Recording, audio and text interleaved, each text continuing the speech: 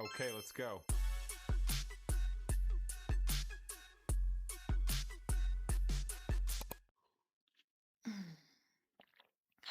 The first sip of coffee is always the best one.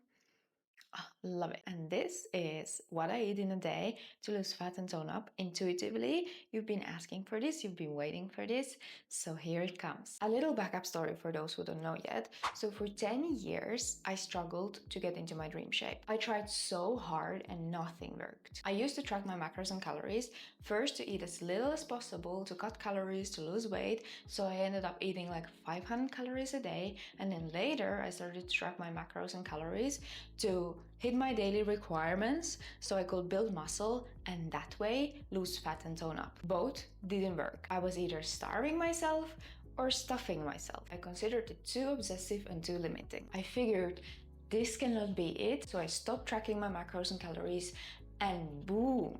I got into my dream shape after discovering the art of intuitive eating. And let's start with a breakfast.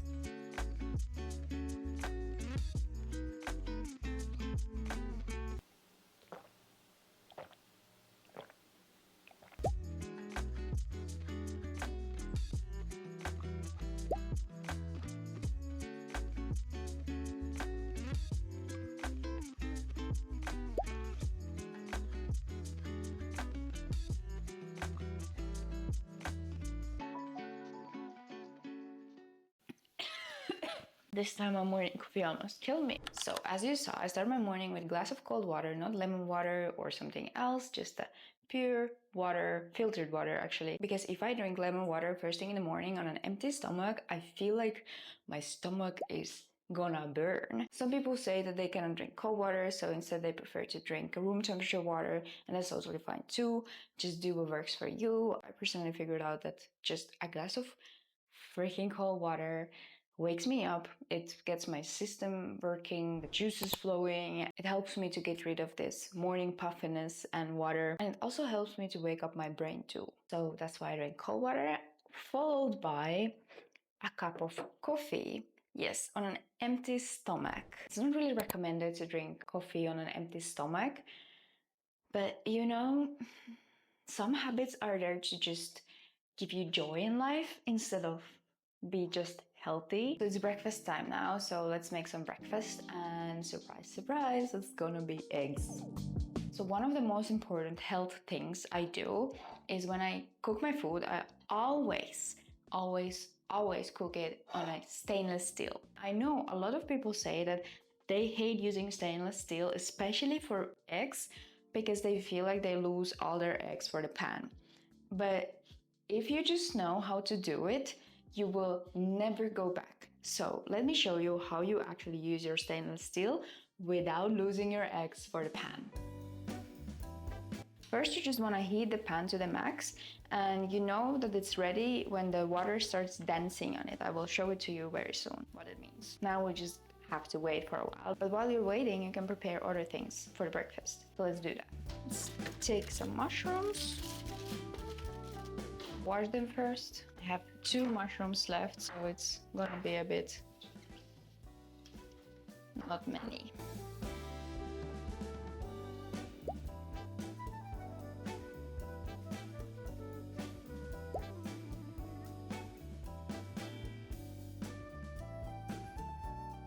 Okay, so the stainless steel is ready, so this is what I mean when I'm saying it should be dancing.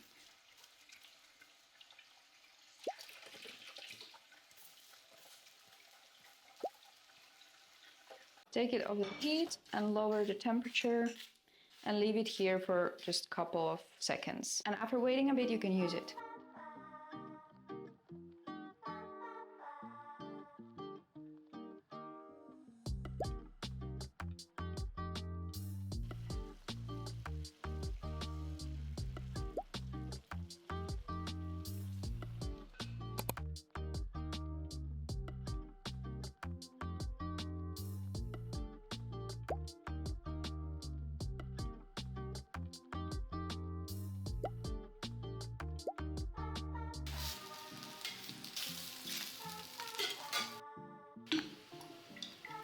Then I'll continue with the mushrooms. Always use extra virgin olive oil. I know it's expensive, but it's worth it. Meanwhile, the mushrooms are getting ready. I'm just gonna add the tomatoes and some feta, mushrooms.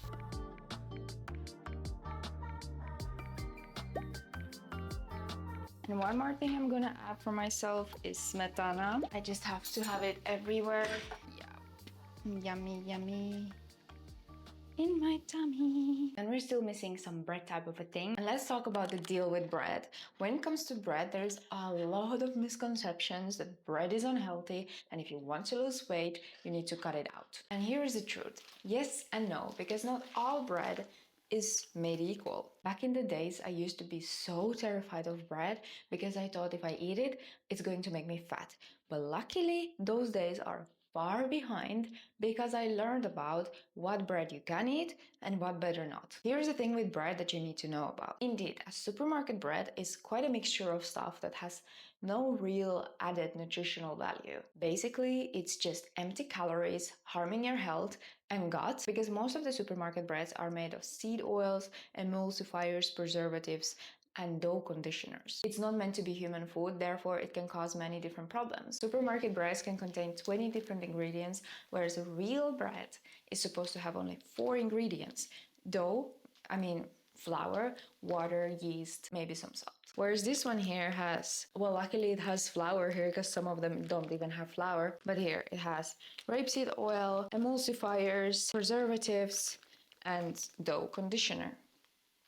The best bread, as you might know, is sourdough bread because your body digests it differently from the bread made on yeast. But be aware that the modern sourdough bread, in addition to the sourdough starter, it can also contain yeast and seed oils. So check the labels because those things are not supposed to be in a real healthy, good sourdough bread. I personally, unfortunately, haven't found any good sourdough bread near me, so I'm just eating most of the time this flatbread. It's a Finnish flatbread made of oat flour, and this only has 4 ingredients. So if you can find some alternative that you like to eat and it has minimal amount of ingredients, then it's always better for your health.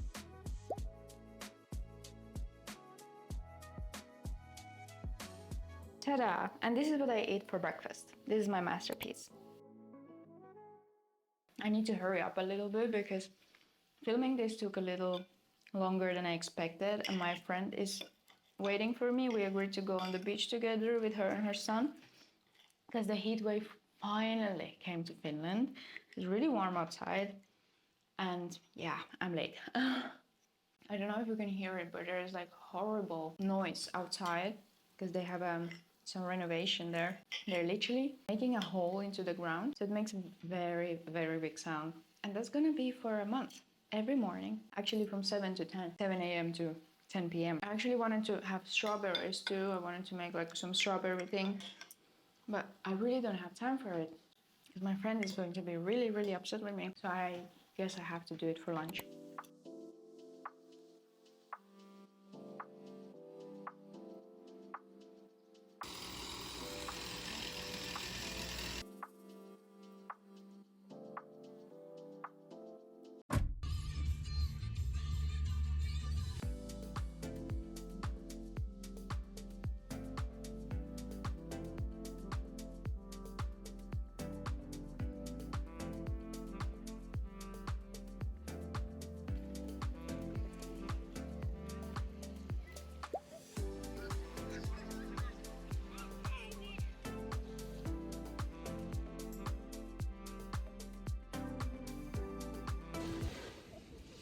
Morning sun is the best sun there is.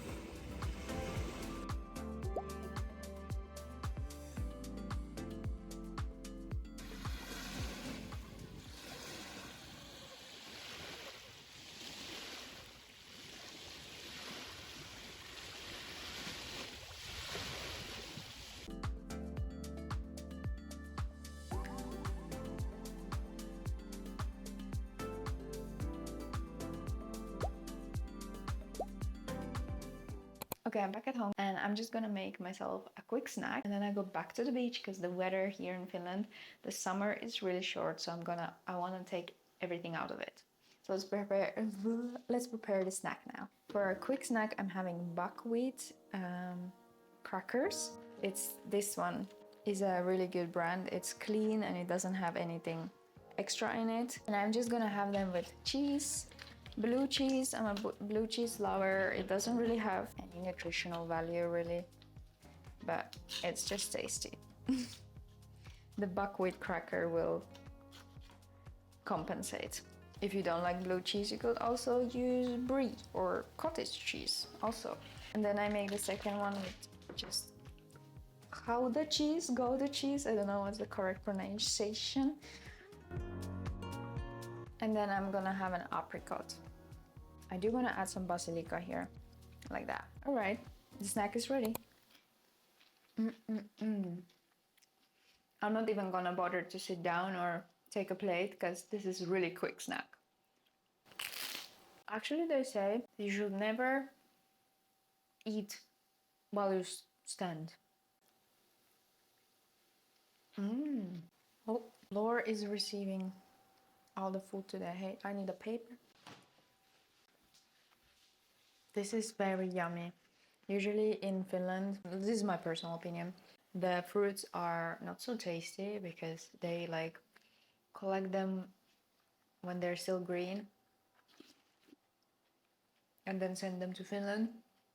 Yeah, it's just not tasty. But these ones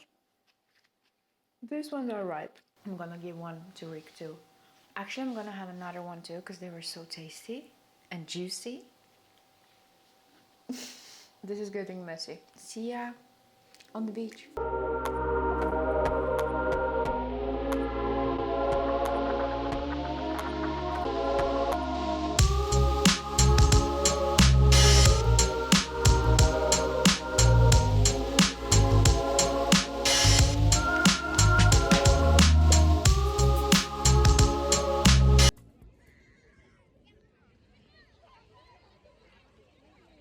Okay, so we're back home from the beach session number 2 and I'm super hungry. In fact, I'm hangry. So let's cook some dinner. I'm gonna make some chicken with potatoes and leftover salad in a Greek style.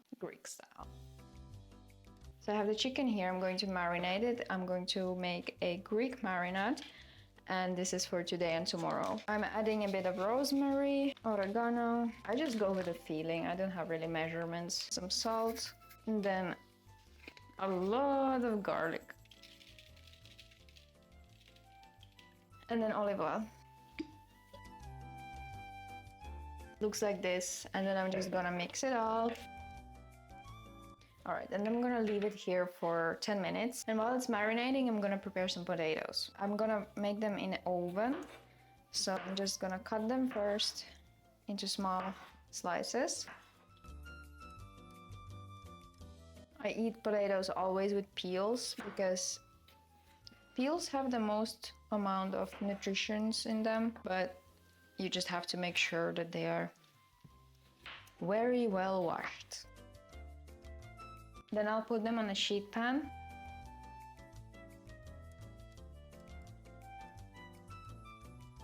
Olive oil, some salt. Normally I would use Himalayan salt, but we just run out of it, so this is sea salt. Himalayan salt is better for you. This is garlic. Himalayan salt is better for you because it has a lot of minerals, more minerals than just normal salt. And I just realized how much garlic we eat today. And this is rosemary. Gosh, that was a little bit too much. And then because there cannot be too much garlic, I'm gonna also add a few garlic cloves. Okay, I'm struggling. Not a nice garlic. It's not an easy one. My nerves are at test. So 3 cloves, and I'm just gonna add them there. And then I put the potatoes into the oven for about 20 minutes.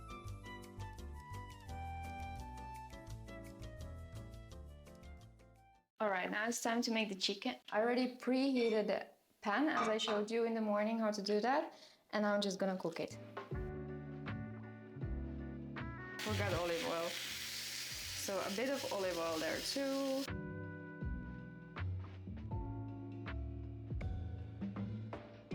Then I still have some leftover salad, which we have to finish today. So I prepared this salad already yesterday, and this salad has tomato, romaine lettuce, carrots, and cucumbers. And then that salad has one more thing. I don't know the English word for it, but I'm gonna show it to you. It has this. It looks like this. And this is very good in flushing out excess estrogen out of your system, the same way as carrots. So these are healthy. And I'm gonna add a few more of those here.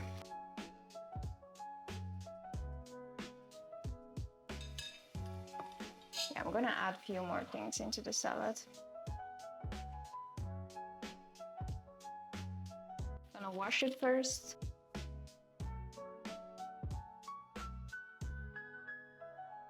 I remembered I still had parsley, so I'm gonna add the rest of the parsley there. Parsley is also super good for your health. It helps with liver detoxification, for example.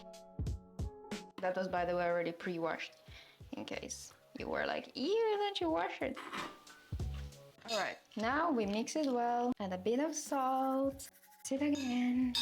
And some olive oil. Yes, I put olive oil everywhere. Just make sure it's extra virgin. So that's for the salad. I still want to add green onion to add for the chicken. I just washed it and I'm gonna chop it now, and then I will add it just at the very end so that the green onion doesn't like dry out there. So I'm gonna add it almost when the chicken is already like ready to serve.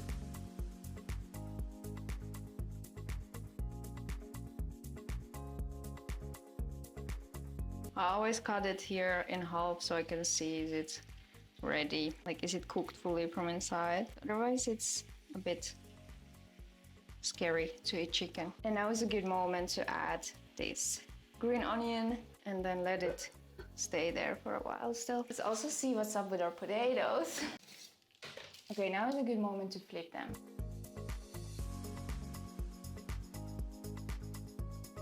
This is a good moment to drink some water.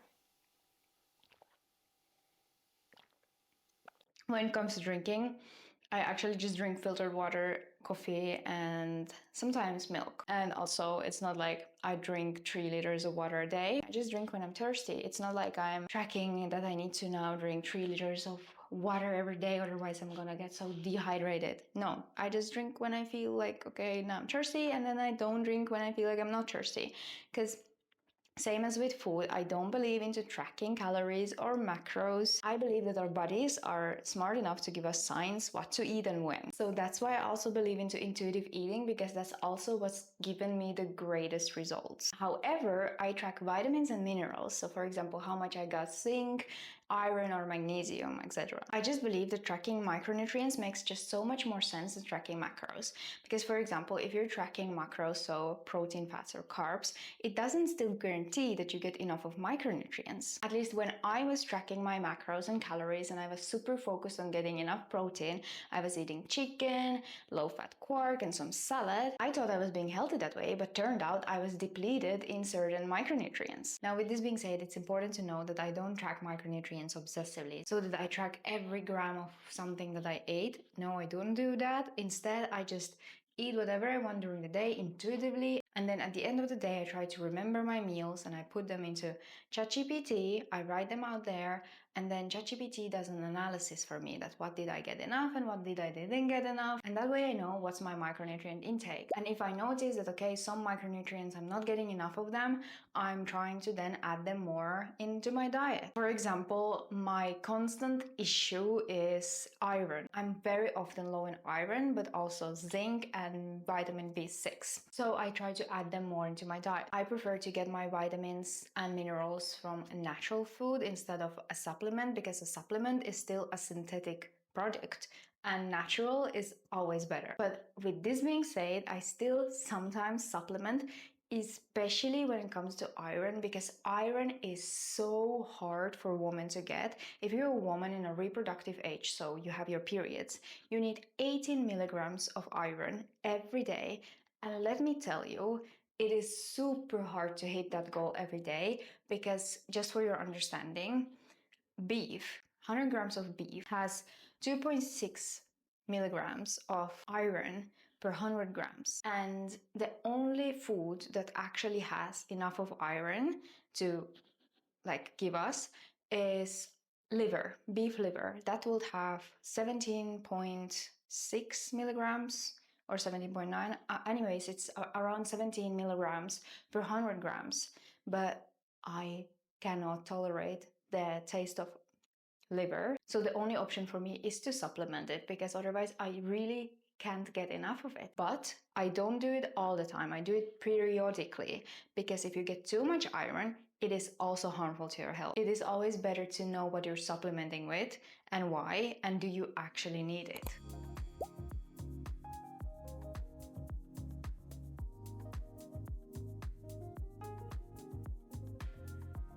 Again on the floor.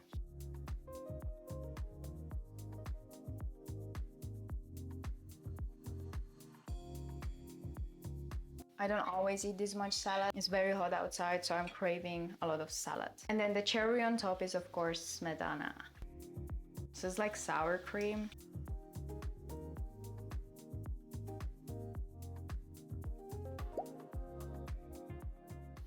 Is it a mukbang? Mukbang. What is that? Eat it from the camera. Is that something? Yeah. So this chicken was left, I couldn't finish it, so I'm gonna save it for tomorrow.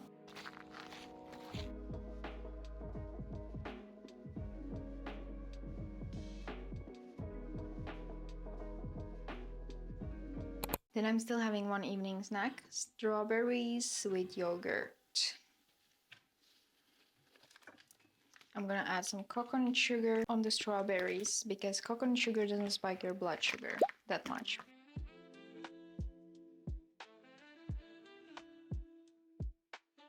And it's ready. Just a bit, as you see. It's very little, not much. I don't know if you could hear that, but that was my stomach.